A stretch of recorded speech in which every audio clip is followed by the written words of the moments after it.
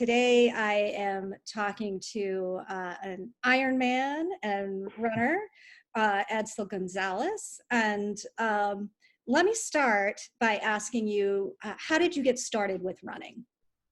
Sure. Hi, Kristen, and happy holidays to everybody. So I'm happy to share that story. And thanks for the invitation as well. Running for me actually started later in life. So I had to learn how to run in my adult life after I turned 40. So around that age. Before I started running, I was doing other things. And honestly, and I worked downtown when we used to go able to go downtown, and I'd be late for the train, and I couldn't even run a city block. So when I started, so I probably starting just like a lot of other people did.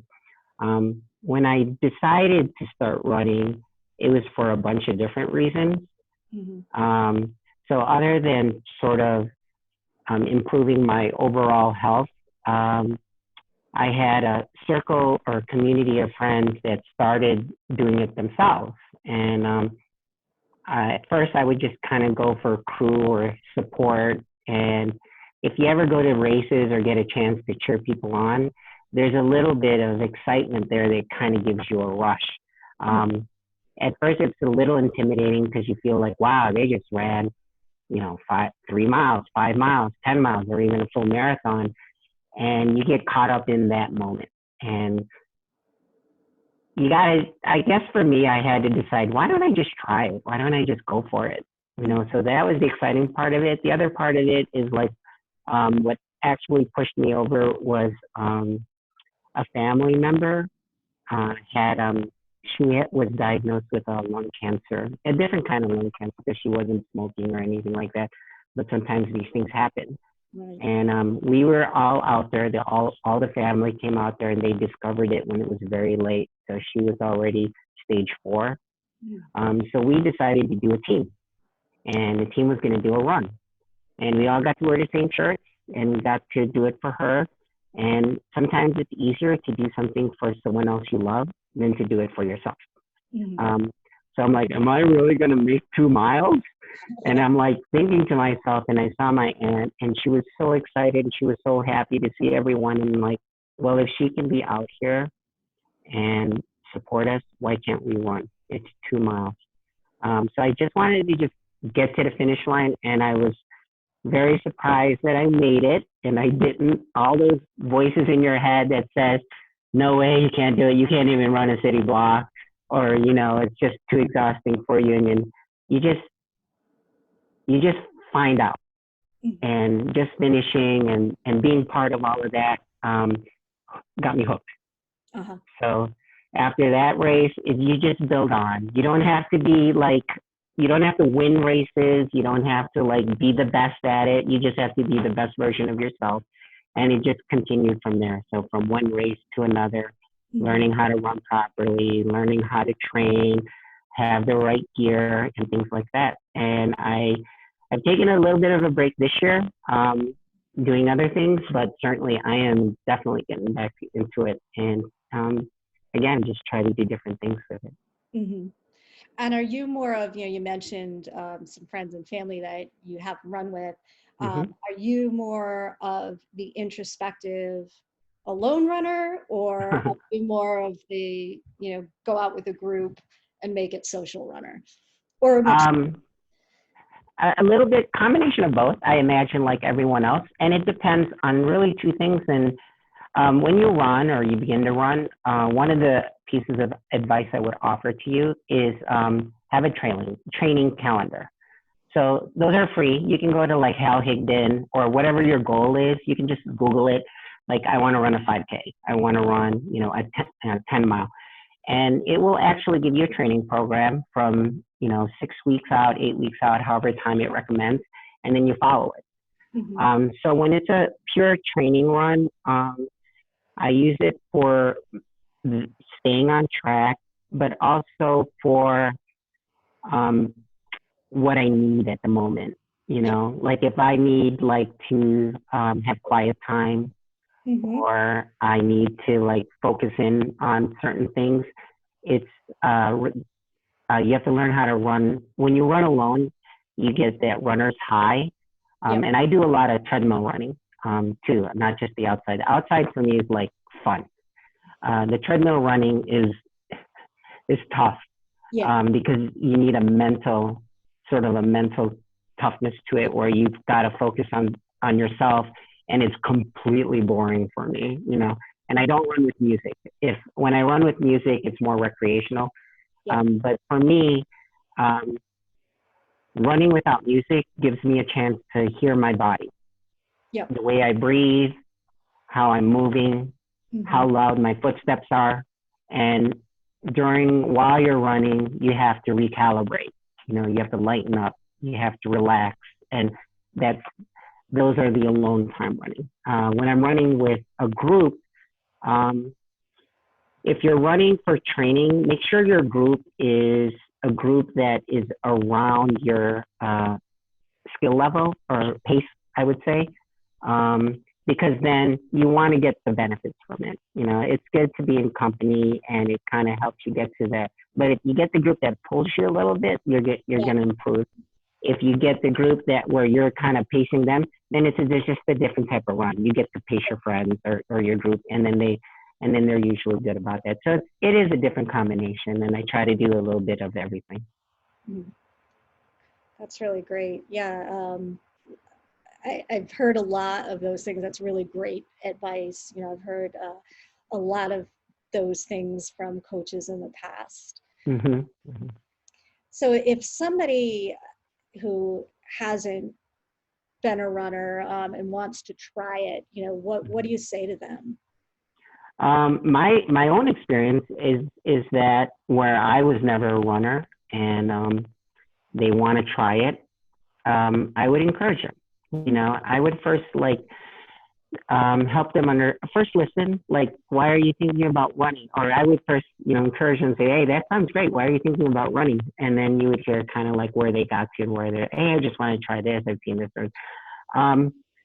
The first thing is really just for me is acknowledging sort of your fears and your hesitation. It's not a bad thing.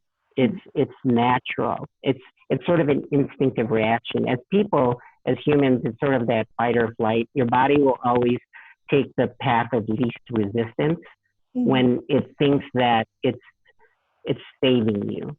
And later, as you learn how to run and you get the benefits from it, you realize that, oh, I need to actually run. I would just say to that person in an encouraging way is first listen, understand their goals. Encourage them to do it and talk through it. And if you ever feel doubt, expect it. Expect that voice in your head to doubt yourself. But I think when we figure out as people, and it's not just running, maybe it's the other things in life, is that it's okay to quote unquote fail. A lot of people think fail is that 4-letter word, but so is life, so is love. But if you don't have that experience, not even trying to avoid failure really doesn't give you a chance to grow from it. So those are the things I would say is like, before anyone finished the marathon is a big day.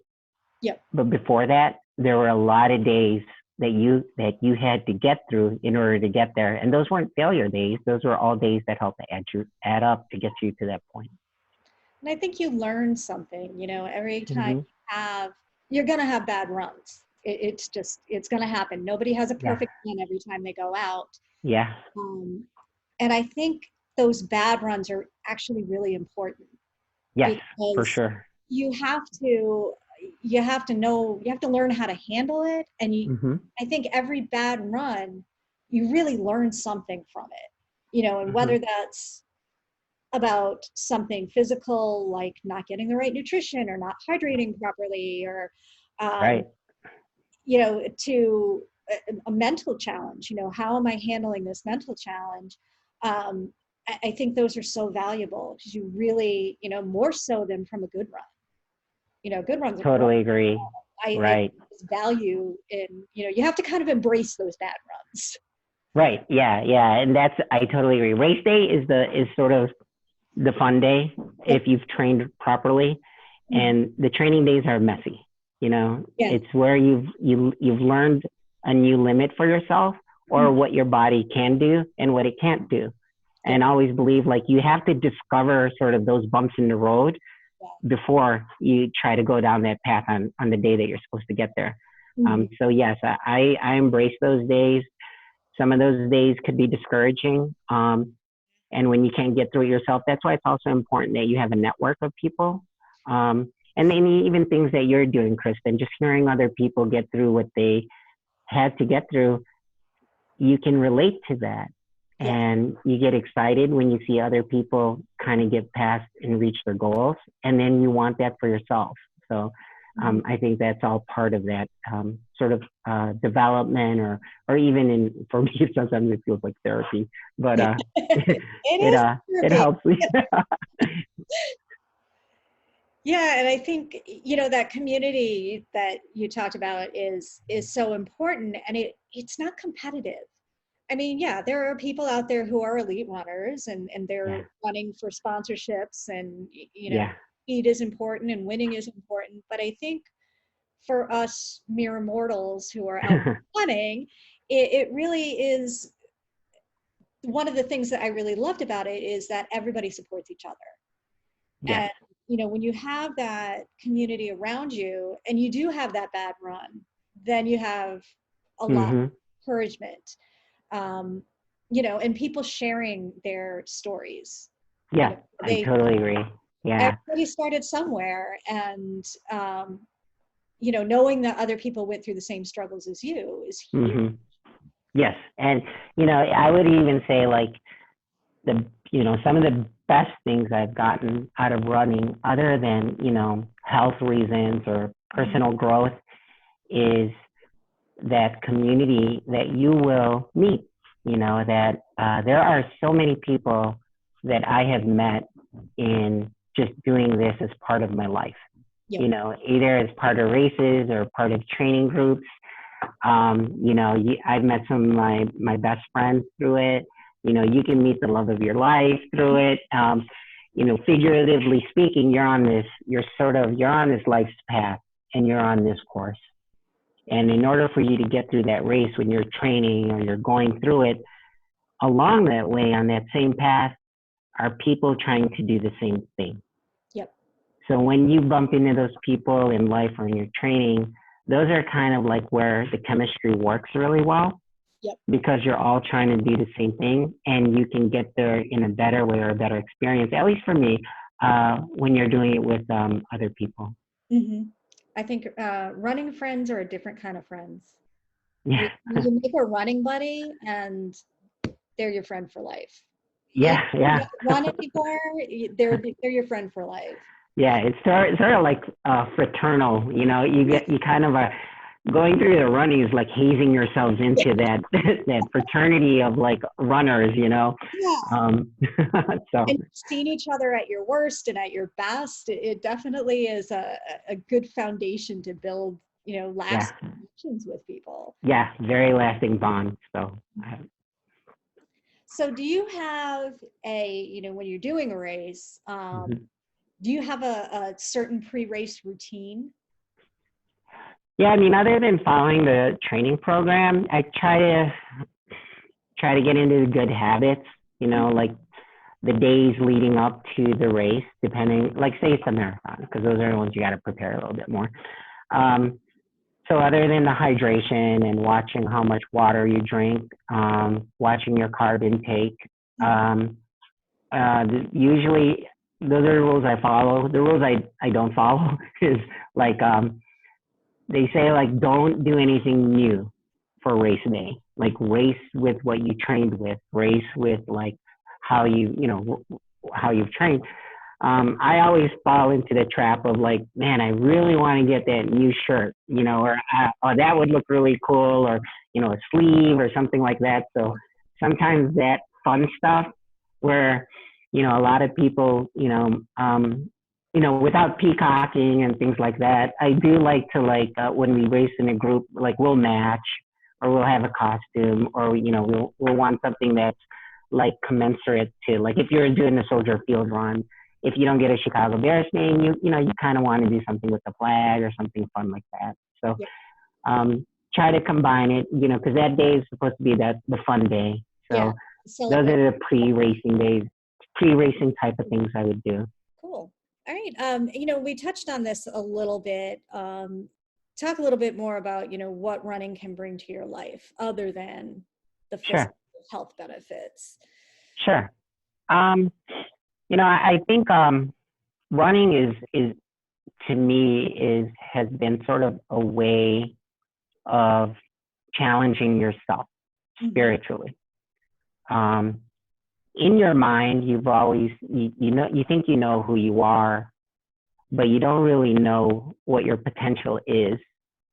And running is a way to challenge yourself to do that. Like I talked about earlier on, I could barely run a city block.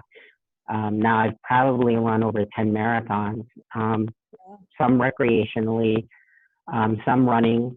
I've never been like what we call the elite or racing, where they're trying to be like on average sub-7 miles per mile. But I had a couple that were pretty good, so those were sort of achievements where I felt like if you can focus in on a goal or a target, it doesn't have to necessarily be running.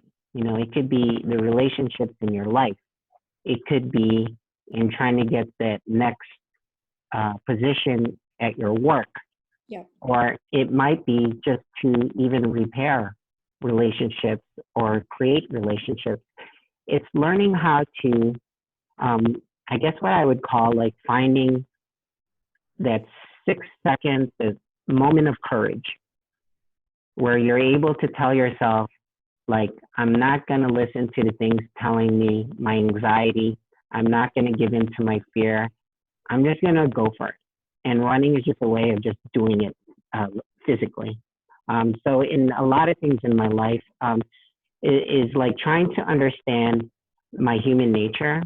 And I think everyone is very similar, is like they want to preserve who they are, or they want something safe.